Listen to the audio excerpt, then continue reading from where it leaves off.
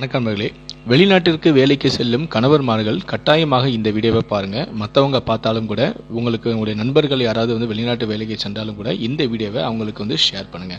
சரி, வாங்க இப்போ நம்ம அந்த வீடியோக்குள்ள போகலாம். அதுக்கு முன்னாடி நம்ம சேனலை மறக்காம சப்ஸ்கிரைப் பண்ணிடுங்க.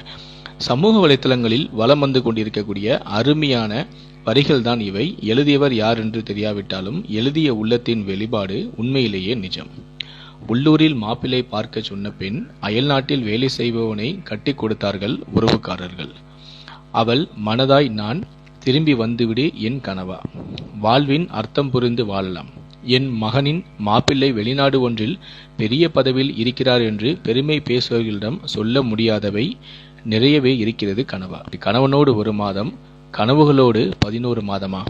12 வருடத்துக்கு ஒரு முறை பூக்கின்ற குறிஞ்சிப்பூ, 5 வருடத்திற்கு ஒரு முறை ஒலிம்பிக், 4 வருடத்திற்கு ஒரு முறை உலகக்கோப்பை கிரிக்கெட். அதை போல வருடத்திற்கு ஒரு முறை மட்டுமே எனக்கு நீ கணவன். நீளும் பட்டியலோடு நீயும் இணைந்து கொண்டாய். இது எனக்கான வரமா அல்லது சாபமா? கண்ணாடி முன் நான் நின்று மெய்யாய் முகசாயம் பூசி பொய்யாய் புன்னகைக்கும் போது என் கண்ணீரை கண்ணாடி தடுக்கவில்லையே கனவா. இது வரமா சாபமா? மறைந்திருந்து கட்டிப்பிடிப்பாய், கையில் இருப்பதை தட்டி பறிப்பாய், கெஞ்சுவதும் மிஞ்சுவதும் அழுவதும் அணைப்பதும் கண்டிப்பதும் இடைக்கிள்ளி நகை சொல்லி அந்த நேரம் சொல்லவாயாடா அடிக்கள்ளி. இவையெல்லாம் 1 மாதம் தந்துவிட்டு என்னை தீயில் தள்ளி வாழ்வு அள்ளி சென்று விட்டாயே என் கனவா. கனவா எல்லாமே இது கனவா? நான் தாகத்தில் நிற்கின்றேன், நீ கிணறு வெட்டுகிறாய். நான் மேகத்தில் நிற்கின்றேன், நீ விசாவை காட்டுகிறாய். நியாயமா?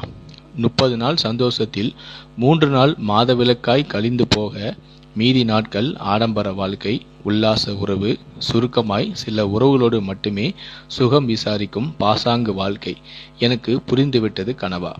தவணை முறையில் வாழ்வதற்கு வாழ்க்கை என்ன வட்டி கடையா? எப்போதாவது வருவதற்கு நீ என்ன பிறையா? இல்லை ஓட்டு வாங்கிய அரசியல்வாதியா?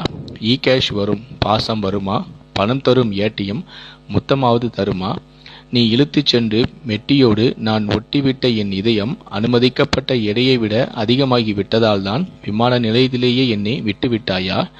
பாலைவனத்திலும் ஏசியிலும் நீ வாழ, மார்கழியிலும் வறண்டது என் வாழ்வு மட்டுமே கனவா. திரும்பி வந்துவிடு என் கனவா. வாழ்வின் அர்த்தம் புரிந்து வாழலாம்.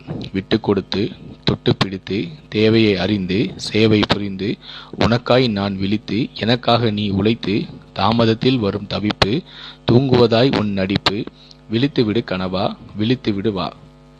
வாட மிருமுறையில் பிரியாணி, காசு இல்லா நேரத்தில் பட்டினி. இப்படி காமம் மட்டுமின்றி எல்லா உணர்ச்சிகளையுமே நான் பரிமாறிக்கொள்ள வேண்டும் என் கனவா. ஈச்ச மரம் சாய்ந்து நீ அனுப்பிய புகைப்படம், அந்த மரமாய் நான் இருக்க வெண்ணி வெதும்பும் என் மனம். வந்துவிடு கனவா, வந்துவிடு. அந்த கனவு சீட்டு வேண்டாம், கிழித்து விடு. விசாரித்து விட்டு போகாதே என் கனவா. விசா ரசீது செய்துவிட்டு வா, இல்லையேல் விவாகரத்து செய்துவிட்டு போ. நான் கண்ணகியாக வேண்டும், ஊராய் எரிப்பதற்காக அல்ல, நாடு நாடாய் சென்று கடவுச்சீட்டுகளை மட்டுமே எரிப்பதற்கு. இது ஒரு பெண்ணுடைய குரல். இதை பற்றி உங்களுடைய கருத்துக்கள் என்ன அப்படிங்கிறத மறக்காம பதிவு பண்ணுங்க. முடிந்தால் இந்த வீடியோவை மற்றவர்களுக்கும் ஷேர் பண்ணுங்க. மேலும் இது போல பல வீடியோக்கள் பார்க்கணும்னு வச்சீங்கன்னா மறக்காம இந்த சேனலை சப்ஸ்கிரைப் பண்ணுங்க. நன்றி, வணக்கம்.